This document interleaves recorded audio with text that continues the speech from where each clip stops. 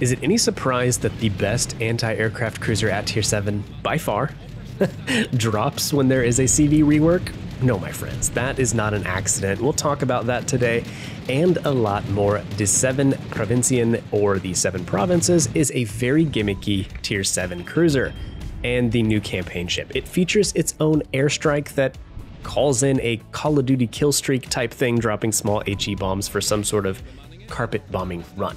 Let's start with the bombs. Here's how it works. It has a 12-kilometer range. Each bomb pins 34 millimeters of armor, and each bomb has a 33% fire chance. One airstrike looks like it drops about 16 bomblets. To use the bombs, use your change armament button, just like if you're bringing up torpedoes.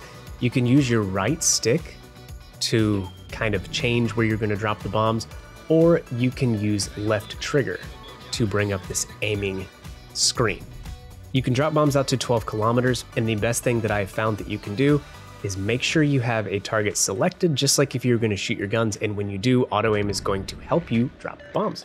Right trigger, and in 14 seconds, the bombs will land. So you have to really lead your targets if you want to get a lot of bomb hits.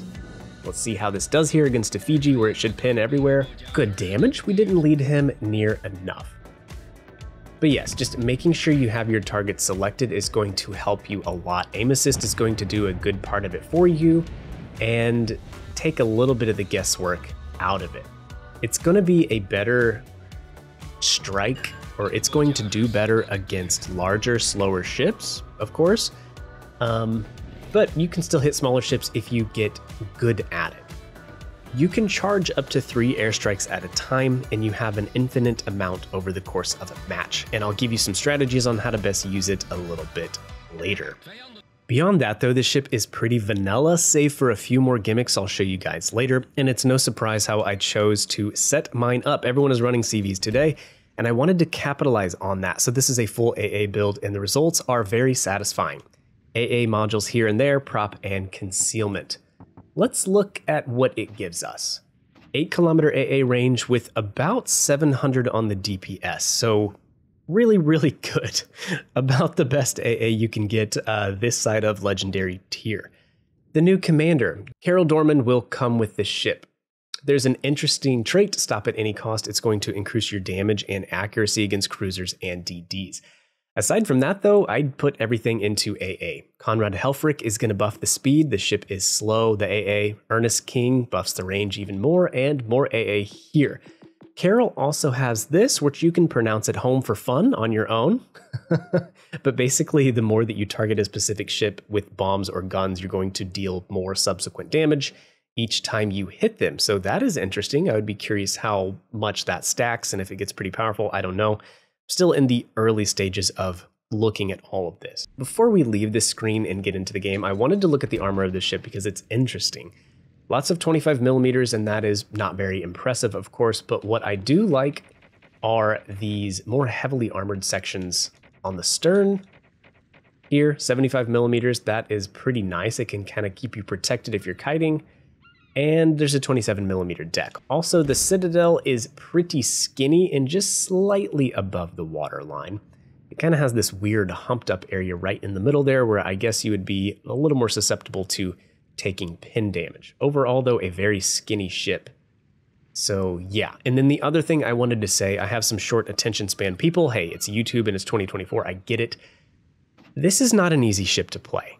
I think this is going to be a ship that has a high skill floor, and to do well in it, you might need to be a good cruiser captain. So I just wanted to get that out of the way and caution you before you buy the Admiralty backing on this ship. And that, my friends, brings us to our gameplay on Trident. To kick things off, GG's to our Pobeda, the Hivehound, a fellow CC from across the pond. He has a YouTube channel, go check it out. Also, before we go any further, I'll give my disclaimer. I'm an official CC for the North American server for Wargaming. The ship and commander were provided for me.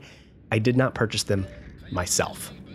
Like mentioned, this ship dropping with the best AA at Tier 7 is not a coincidence.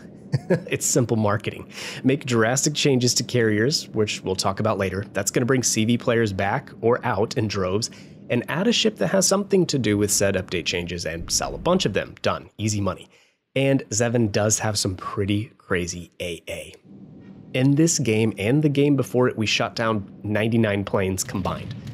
Now, with these two gimmicks, the airstrike and the AA, it leaves most of the rest of this ship pretty vanilla. Mediocre guns, poor maneuverability, I would say, no torps, and limited utility because we don't have radar and we do not have sonar. Luckily, it did get a DFAA consumable, which it did not have on PC, so that makes our version quite a bit stronger. And it's definitely why I wanted fully packed. That and for the speed boost and for the heals, of course. But this ship is gonna come to rely on this consumable suite. DPM-wise, it's like at Shimanto levels. That's pretty low for a light cruiser, but having 1/5 pin does help make up for that a little bit. That means you can pin 30 millimeters of armor, so a little less shatters with your HE, so that's good. The AP feels super, super weak. I'm sure it's just vanilla AP, but prepare yourself not to get wowed by the guns because they are very mid as we pop our first DFAA consumable and are rewarded with 11 planes. Now, I should have accelerated a little bit more, but just distracted. I should not have ate those torps. Anyways, I'm a noob, I suck, it's fine, we'll keep going. The turrets though, we haven't showed it yet, but they are 360. Every single turret can go all the way around, which is a nice little gimmick, and the firing angles, I feel like they're not that bad at all. But yeah, the DPM is not going to wow you, pretty mediocre guns. The last talking points about ship stats that I would say, the ship is slow as molasses, 32 knots in a straight line. That's slow. You do have an 8% speed boost, that's good. Average turn circle, average rudder. The concealment is incredible though, at 11.5 kilometers without trying much at all. On ours, we got it to 9.9. So that is amazing, that is good, and it's gonna help you do things like this, get in a little bit closer and maybe play closer to islands where you can get your airstrikes going and things like that as we line up our first one on the Zeven. Zeven is not a heavily armored ship, so if we led them correctly, the airstrike should do a decent amount of damage. How much was that? Okay, that was less than 2,000. Not ideal. I don't think we... Wait, okay, no, there we go. That's a little bit better. That's a little bit better.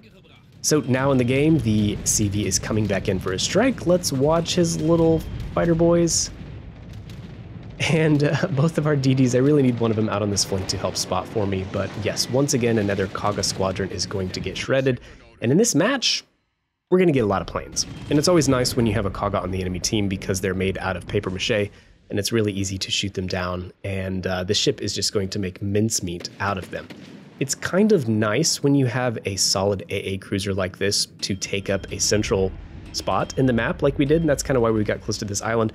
So there's really nowhere this Kaga can go with his squadrons to get around me. 8-kilometer range. Now, granted, the DPS on the last couple of kilometers out there isn't great, but still, it's there. So the DD over there was carrier, mini-map spotted. We tried to take a cheeky little shot at him. And one thing that PC has that we still do not have, when you aim and you have your reticle somewhere on the screen, up on the mini-map, it will give you a little circle where your reticle is actually aimed at. Now, I do hope we get that, because that would go along with this mini-map spotting to be pretty powerful and allow you to actually blind fire ships, basically.